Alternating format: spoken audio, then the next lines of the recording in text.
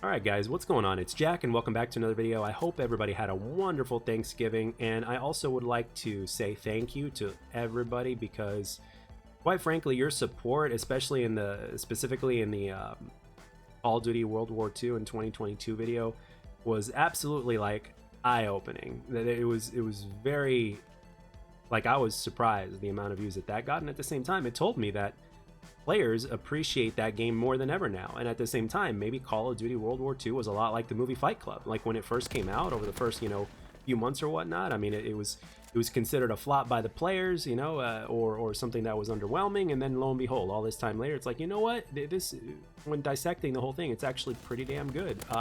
Because with Fight Club, which is a great movie, and I recommend everybody watch it. My demographic, as far as I understand, is 18 and above. So I highly recommend you guys watch it.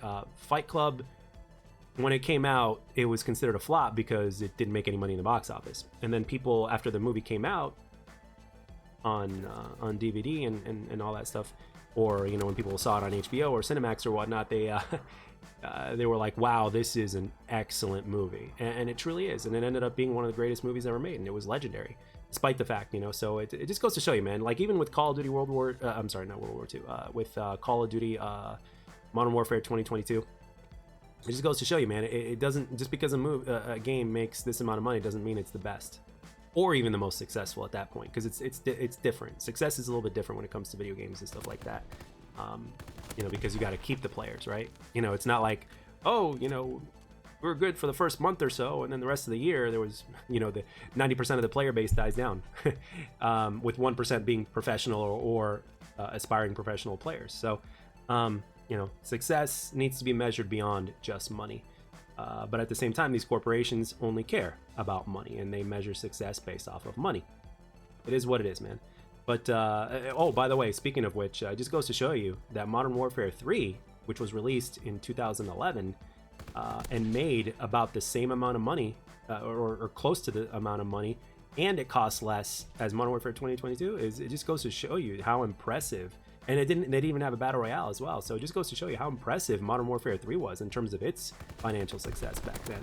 So, and they had a great vision, and a lot of the stuff that they implemented into that game was solid, but there was a few things that were meant to be like really great, but they were great on paper, but not as good in execution. But with that being said, Modern Warfare 3 is still a solid Call of Duty.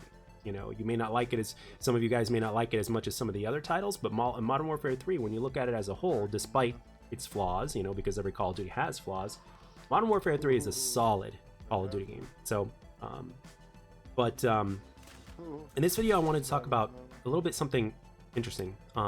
Okay, so I made the video talking about Scump's retirement, and then it was actually after I had made and put that video up that I saw the video that Scump put on his channel, which was very, very high production, very high quality, and it even got you in the feels. And it was only about 2 minutes long, a little over 2 minutes long. And obviously Scump is retiring after this year. He's already mentioned that even if he wins every single tournament this year, he's still going to retire from Call of Duty professional play, and he wants to focus on content. He's mentioned that as well. He's got plenty of ideas and all that stuff, and that's great. It's really good stuff to look forward to. But with that being said, he is still, see, this is how big Scump is and the impact he has. No other player, not Crim6, not Karma, not Clayster, not JCap, not Apathy, no other player has the kind of impact that Scump has, not just in Call of Duty, but out of Call of Duty.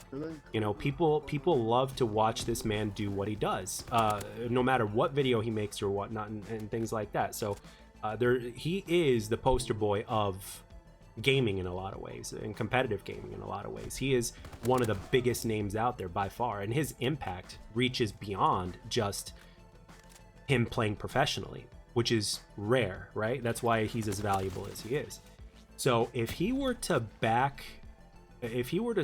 stand in front of or behind, if he were to stand behind and support another game that would actually listen to the pro player community, unlike what Call of Duty's been doing, and Halo for that matter as well,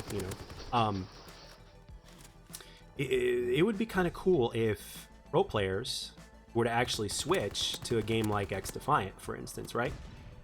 And you would have a whole community going that way. And at the same time, with Scump being behind it, that would really boost like everything from the views that it would get, and everything like that, from the competitive side as well as, you know, the pub side and things like that.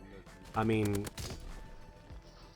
and at the same time, you know, Hex is going to back Scump up. So if Hex were to actually back Scump up on this game as well, I think there's potential for a lot of good things to happen, because at this point in the direction that Call of Duty is heading, in terms of not just from a competitive standpoint, but from a pub standpoint as well, when so-called 300 devs worked on the game for 3 years, and the game is not only a disappointment, but it's obviously, like, you know, I got people saying that it's unfinished and stuff like that, and a whole bunch of things like going on that shouldn't be going on, and change just for the sake of change, but not. It's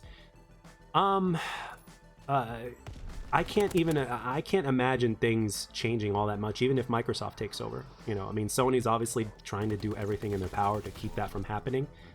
And it is a major title of discussion, and it's something that keeps on rivaling up as time goes on. But I would say that from a development standpoint, I don't know if Call of Duty is going to change for the better, or go back to or go in the direction that it's supposed to go in for the game that it actually is. Because Call of Duty, you know, it's not exactly the same game as it once was. You know, it's in some ways it changed for the better. Like, for instance, in Modern Warfare 2019, if they had dead silence, or if they lowered the footstep sounds from 70 to 80%, I would be playing the shit out of that game, despite its other flaws.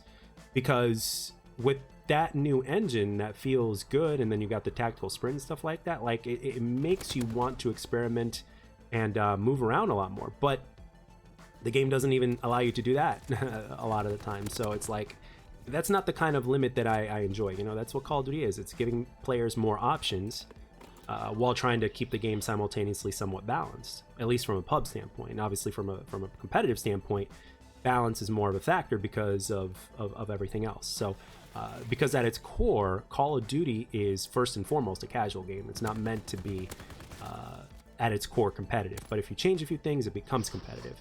But with that being said, it would be really cool if all of a sudden a lot of pros, I mean, granted, money is a very big motivator and a very big it's a powerful force, man, you know, because you got a lot of these players that are making 6 figures a year just from salary alone, and then on top of that, they're streaming and making YouTube videos, and then of course there's the tournament. Granted, they win or make a decent placement. So, and then of course there's also the sponsors.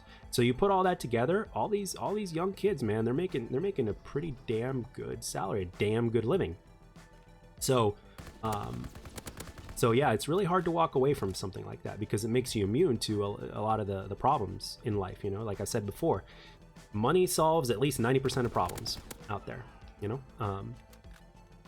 Or at least helps to solve or make things better. So, and it's a powerful force. It is definitely a powerful force, especially when you've tasted success, you know, and felt success in your pocket.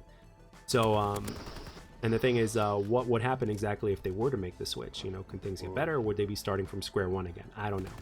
But anyway, with that being said, guys, I just wanted to make this commentary because I wanted to speak what was on my mind in terms of that, and it would be really cool if something like that were to happen. But at the same time, easier said than done. But let me know down in the comment section what you guys think, and I want to say thank you once again for the support. You guys have been awesome, and I hope you enjoy it, and I'll catch you guys on the next one.